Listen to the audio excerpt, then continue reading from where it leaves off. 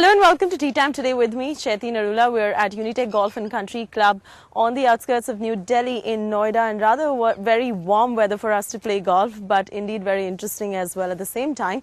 On the show today, I've got the Managing Director of Swiss Military Worldwide, Anuj Sawhney. We're going to be discussing Swiss Military's expansion into retail stores in India, their aggressive growth plans for India, and their outlook for the retail sector going forward.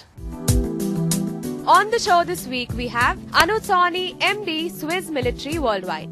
Swiss Military specifically has had a triple-digit growth year on year for the last 5 years of its introduction in the Indian subcontinent. So the sentiments obviously are very positive. In news, Camilo Villegas wins Wyndham Championship. And Mark Warren wins his third European Tour title, the Denmark Open.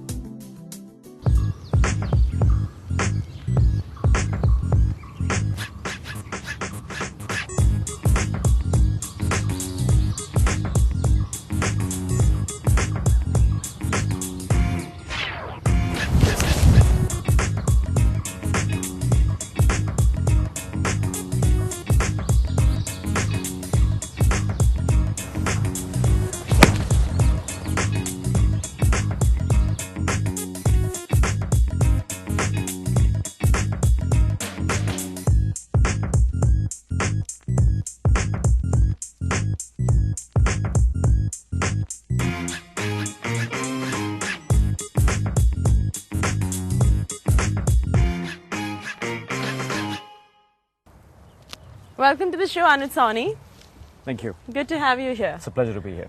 So let's start off with your expansion plans. Now, Swiss Military is starting and aggressively wanting to market itself in India now. You all are going on an expansion spree where you all are going to be setting up a lot of retail stores in India, and that's aggressively something which is on the anvil. But now the Commerce Minister Nirmala Sitaram from BJP, she recently said that foreign players will not be allowed to open mega stores in this country because of course the incumbents need to stay protective, and BJP's stand on multi-brand retail and FDI as far as that's concerned has always been fairly conservative. Sure. In the light of all of this, what are your plans now and how does this impact you? You see, how Swiss Military has always traditionally worked, even in the European segment, is we have, primarily a lot of the company-owned stores. Right.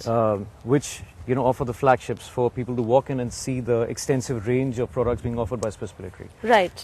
Per se, in the international segment, we have about 12 different product lines. Right. Now, the expansion really happens on a franchisee level. Right. Where we have about, for example, in the European domain, in excess of 600 stores. Sure. So, a multi-brand outlet for a Swiss Military, would be being part of a modern trade store, a large format store, and being part of the big game in that respect. So really FDI for us really doesn't make much of a difference.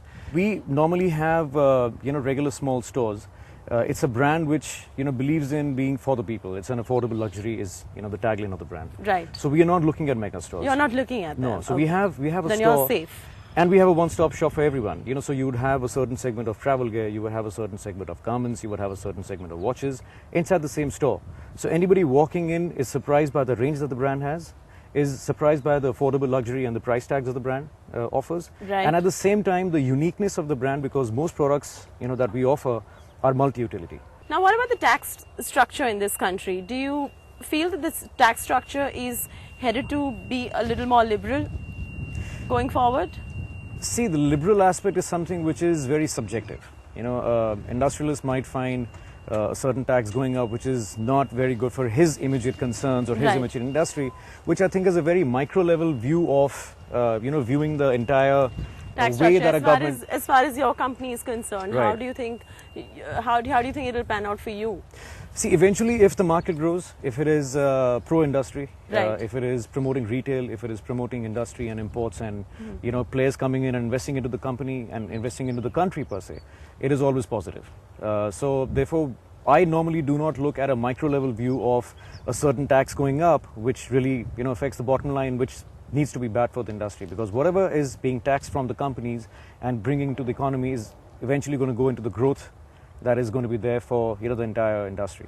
What kind of problems did you have initially when you were importing in India, really, as far as tax was concerned? See, the import duty structures vary all the time. Right. Your freights vary all the time. Right. The dollar took a very massive hit last year. Right. Due to which the import costs of most of the shipments that we got in were going completely haywire. Now, when a company is very heavily dependent on imports coming in from different countries, obviously the dollar fluctuation takes a big hit. You now are somewhere dependent on imports, right? Yes. So primarily we Primarily. have vendors. You don't vendors manufacture in globally. India. No, we don't. Yeah. No. So we have Right. vendors globally.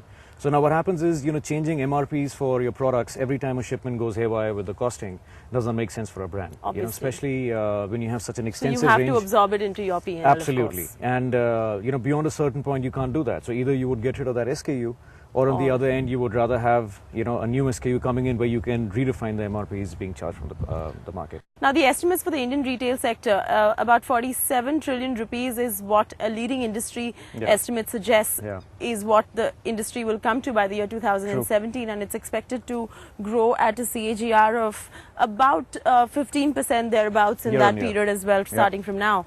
How optimistic are you about this figure?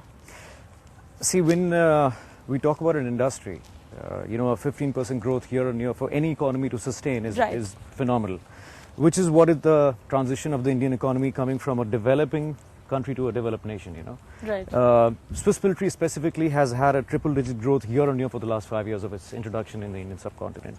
Sure. So the sentiments obviously are very positive. Sure. But having said that, there are very dynamic changes happening, throughout the economy. When you talk about retail in specific, you're talking about technological changes, you're talking about brick and mortar, traditional retail formats being secondary now, because people have options of, all the retail stores on their tablets, on their mobile phones, on any kind of devices that they have. That's e-commerce. I'm talking specifically about the retail industry as far as brick and mortar is concerned. Right. The estimate suggests 47 trillion rupees by 2017. Are Right. these in line with your estimates at Swiss military at all? Absolutely. I think the estimates of the industry has are still conservative. I think they would be even higher, for brands like ours, because people are looking for brands that are affordable. People are looking for a one-stop shop. People at the same time are looking for something which excites them. The bombardment of so many brands, so many different kinds of concepts every day on the certain consumer in the market has made them very aware of brands. They're very brand conscious at the same time. They're very, very educated because they are being given facts and figures about different companies making different products all the time.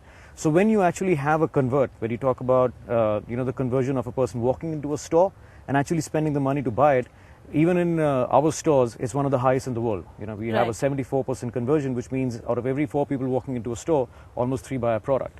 So the industry estimates are very positive. I think they are in line with the way the economy is changing, with the way the trends are happening. Okay, so on that note, I'm going to tee off and we continue our conversation. Sure. Come.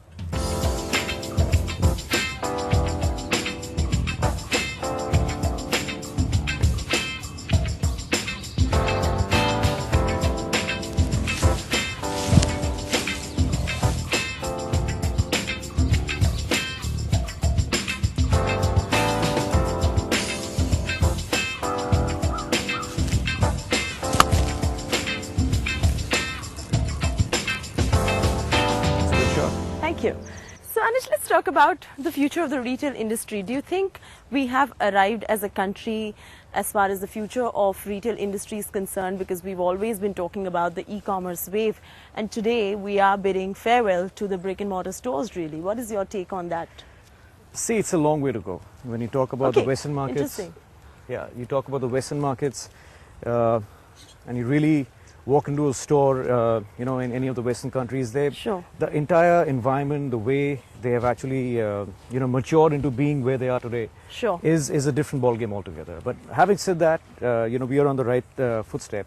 Now, the good thing about the Indian market right now is that we've leapfrogged the technology, in a lot of ways.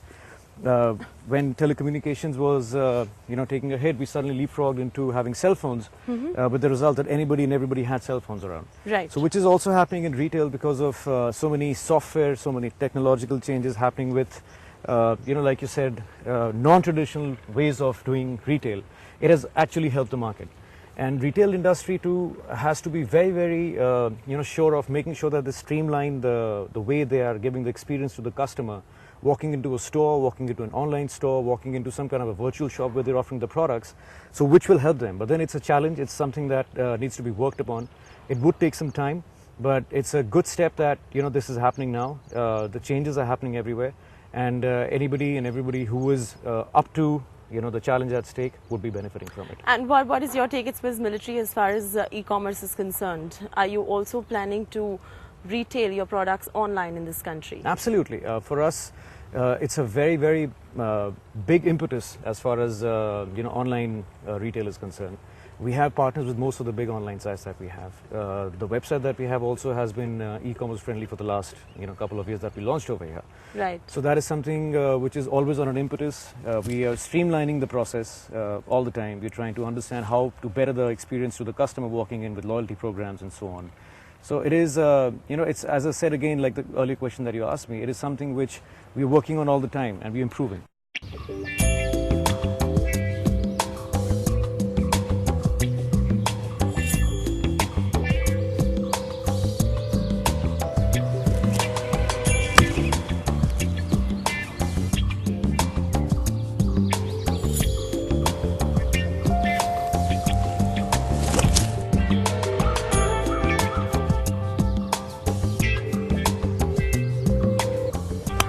That's fantastic.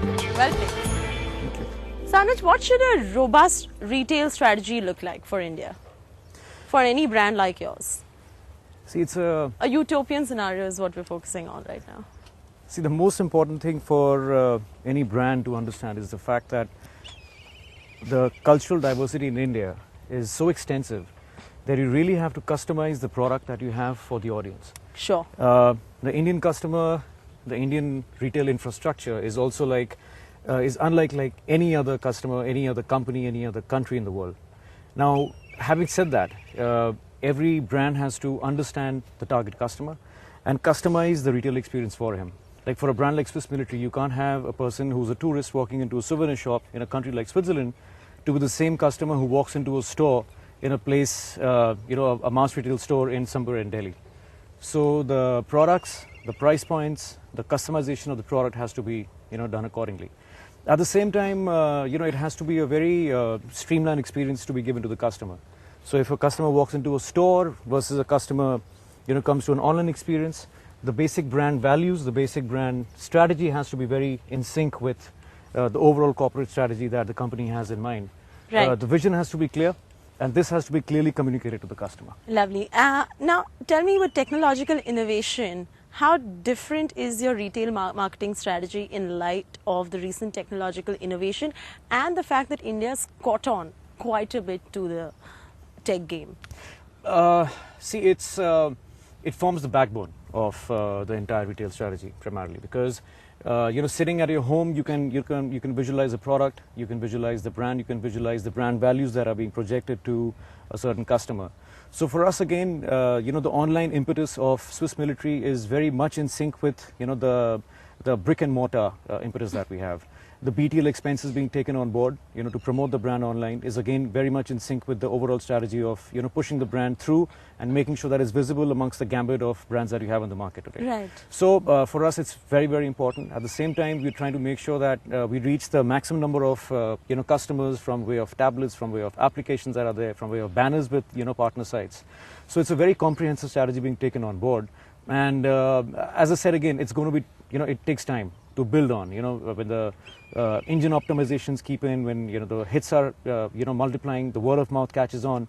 So any brand gains in due course of time. So now, Anuj, do you think that India is lagging behind when it comes to leveraging the power of data analytics for the retail sector? We're still getting there.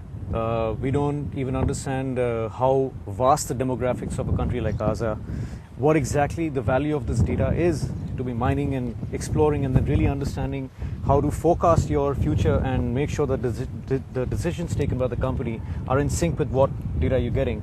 You know, like the Western counterparts have very extensive mining capabilities, understanding the stochastics of the sales that are happening region-wise or SKU-wise, and then breaking it down into a strategy that makes sure that those numbers are duplicated in the future, and you have a very strong forecasting mechanism. So it's a trend which again is coming into India as of now. It is something we can't do without, especially with so many brands being thrown in, and one brand being pitted against so many others. So unless you have that data to mine, to really understand what's going on with the business, to understand what's going on with the customer, to understand what's going on with the trends, you can't survive. And what about cloud? Is it helping you achieve better transparency in transactions? Yeah, and not just transactions. In fact, we've introduced the cloud, within the organization to make sure that the ERP is accessible for the entire team. Fantastic. Yeah, on a pan-India basis. So with the result that even a sales officer going into a distributor's store can enter his feedback, his SKU requirement immediately there. Right. And in real time, the same is dispatched from the warehouse in, the master warehouse, catering and feeding that. I mean, this is a huge shift in what we saw in retail about a couple of years ago in India, isn't it? But which is what is the difference between a developing economy coming to, being a developed exactly. one So matters, this is important. yeah. And, initially when there are not too many players where you can command the price that you want, you Right. can make any average product and try and sell it. Right. Coming to, so many players coming in and trying to, have an upmanship happening on everything coming from retail to the kind of ATL expenses that they are catering to the kind of product, bouquet that they're offering to the customer. Right. You don't have a choice. So that is Fantastic. something you have to understand as a managing director, and you have to make sure that the company is, very clear as to the path that it's taken and the path it's going on. All right, on that note, it's a good time now for us to take a break right here on Tea Time. On the other side, we will finish our game and finish our conversation with Anuj as well. Stay with us. Welcome back to Tea Time. Now, Anuj, do you think that the top priorities today for a CEO are achieving a good profitable growth and inventory management being the key at the moment? Yes. As far as your sector is concerned? Absolutely, because most of the investment that a brand really does is in stocks, in Right. inventory. To understand which are the fast-moving ones, to make sure that you get rid of the ones that are heavily invested into, which are not attaining the kind of turnover that you would ideally want them to be, Right. and making sure that the trends that are happening in the market are catered to. So inventory management and control with the kind of ERP solutions that one introduces Right. is actually the lifeline of any business. What about the B2B to B2C transition that you've had at Swiss Military? What prompted you to go B2C from what you were, business to business? What happened with Swiss Military was that the brand was introduced into the Indian domain about 5 years back. Right. Top management wanted to be very sure that the success that was duplicated in other countries globally was the same in India. At the same time, we did understand that the Indian continent is very, very culturally diverse. The tastes and requirements are different. We customized the entire product range. We made sure that whatever we felt would be very good brand fits, product fits for the customer over here are introduced first. So eventually the B2B growth that we attained was almost triple digit year on Fantastic. year for the last 5 Right. years. The customer feedback kept prompting us to, expand the avenues of expansion. So we moved to online, with the partners first. Then we moved to in-flight sales, with a lot of partners now having Swiss Military. And now for the last 3 months, it's the retail B2C division that's been giving a lot of impetus. We're looking at about 70 odd MBOs immediately with Delhi, NCR and Chandigarh in the test phase, and then we go Right. pan-India. And your association with the Swiss Military dates back to 30 years in Yes. terms of your family's association. Let's go over that a little bit. I mean, 30 years association with this brand, and then eventually you went on to buy stake as well in this company. Right. Let's go over your journey with Swiss Military from the start to finish. The brand began in 1984 Right. with the principals and my father. Right. So the company was doing promotional gifts and items and garments for a lot of companies. And over back there. in Switzerland, of Yes. course. So the company was christened Promo Shirt SM Private Limited, which is the one, Right. the parent company owning Swiss Military worldwide. Here on, we grew to the extent of having 600 stores in Europe alone and a presence in 26 countries globally. It was about 5 years back that we bought the brand over from the Swiss principals, with the result that anybody who would be a distributor or a franchisee or a licensee for the brand would come to us. The products grew to an extent of having 12 different product lines across, about 1,600 products on a global product portfolio. Every country was given a specific product portfolio suiting and catering to their needs and their requirements. Korea, for example, became a licensing opportunity for us. Right. Australia was a typical hub and spoke distributor-retailer kind of a relationship. India was a very different market for us. So we wanted to make sure that we are understanding the market before we got into the retail for it. Right. Which is why we introduced travel gear first. Right. We introduced writing instruments and pens, which happens to be the backbone of Swiss military today, and a whole range of accessories. So when we talk about accessories, we're talking about torches and keychains and leather equipment and adapters, and which is where the USP of the brand comes across, because ultimately it's a men's lifestyle product or a brand, and it's a one-stop shop. So anything possibly that you think about a men's lifestyle product would be introduced soon in the Indian. Which one would be your best performing vertical? See, globally it's baggage, it's travel gear. Right. Then is writing instruments. What about India? India is writing instruments primarily, and baggage is now catching up because the number of SKUs that we offer as of now in the Indian subcontinent is very minimal. Right. So we're expanding the product range now. We're going to back up writing instruments with baggage, and we're getting into garments, cosmetics and sunglasses very soon. And you also have recently introduced golfing equipment as well. Yes. What led you to introduce that? See, golf for us has been a very strong marketing impetus also, Right. for the fact that a lot of the players in the market would want to see Swiss military. With the B2B impetus of the brand in the initial 5 years, we wanted to be where, we wanted to put the money where, the buck is. So ultimately we started doing a lot of these golfing equipments like ball retrievers, like umbrellas, like, golf flasks with certain tees. Combo of a towel, a flask and a tea bag, which you can just strap onto your belt. Sure. So innovative products that the customer requires, but which you don't really find available for a golfing pro in India. While your focus at the Swiss military primarily has been the metros, Right. are you also planning to focus on non-metros? Do you think you have a market for Swiss military there, or it's a little too refined for the non-metros at present? Because I saw your expansion strategy as Right. well. Every city that you've marked out Right. is primarily a tier 1 metropolitan. Tier 1, 2 to the Tier extent 1 of to maybe a semi Chandigarh to- or a yes, Amritsar yes, or a yes, but a not Ludhiana. really gone below that. Yes. Now that has been a part of the corporate strategy, because we felt that the really brand conscious, brand aware Indian customer is in these metros. But having said that, we are catering to tier 3 towns through home shop TV networks, through online sales, and there's a huge impetus That's over where there. it kicks in, really. Yes, yes. But not really brick and mortar. It doesn't make sense because the consumer there may not be that discerning, Exactly, is it? but at the same time, why we're doing online and home shop television kind of marketing is because, Right. as I said, the customer in these tier 3 towns is very brand conscious. He's very Right. brand aware. Right. And he's looking at an affordable brand. Right. And not many brands would really be affordable for a tier 3 town customer. Sure.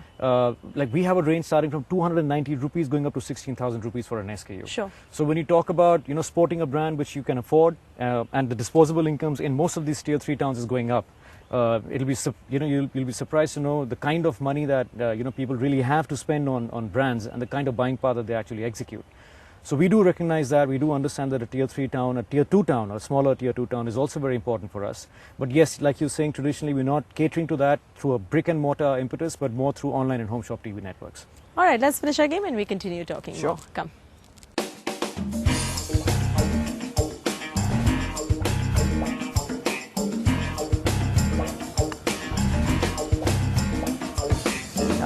Those.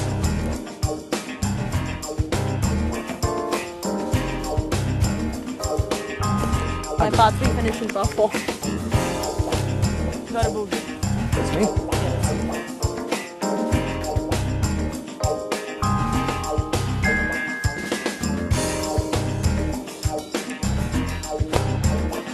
Oh, fantastic. Well played. Thank you. Your brother's a golfer and a very avid golfer while Right. at it. You play a little bit here and there. When are you planning to catch on to the game like your brother? I've actually picked up an apartment on the golf course. At DLF, I know. At DLF. You're a member with, there. Yes.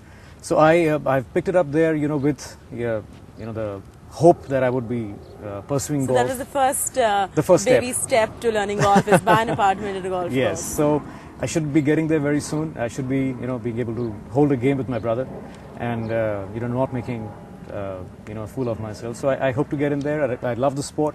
It's just that because of my extensive traveling, I've not really been finding the I time to think get that should down be to more doing of a it. reason for you to play. Yes, extensive traveling. I should be getting well, there. on a concluding note, what are the rules by which you live your life as an entrepreneur? I don't have regrets. I take risks. I thrive on them, and at the same time, I don't look back and say that I shouldn't have done something, because a couple of years down, when you look back and you don't have the opportunity, you would just regret saying that I had the chance to do it and I didn't do it that time. So as an entrepreneur, as a person, as an individual, I do take risks. sometimes they backfire, but then that's a part of growing up. All right, on that note, lovely note. Thank you so much for joining me in this heat. It's a pleasure. And playing a hole with me. On that note, it's a wrap from me, Chaiti Narula and Anuj Sawhney of Swiss Military. I will see you next week again. Until then, enjoy the flight of a good drive.